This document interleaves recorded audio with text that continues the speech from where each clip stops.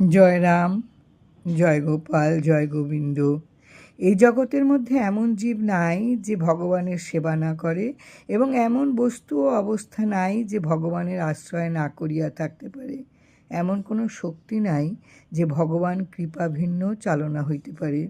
ভগবৎ শক্তিতে স্বস্বভাবের চঞ্চলাদি দ্বারা ভগবানের সেবাকর্ম সমাধি হইয়া থাকে। এই ভগবৎ প্রীতি অনুষ্ঠানকারী শাস্ত্রিকগণ বেদ বেদান্ত পুরাণে সকল প্রমাণ করিয়া দিতেছেন।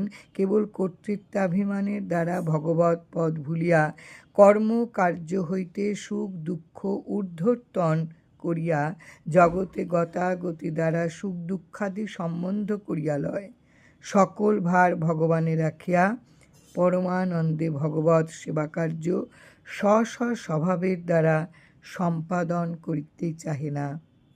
জয় রাম, জয় রাম। বেদবাণী প্রথম খণ্ড।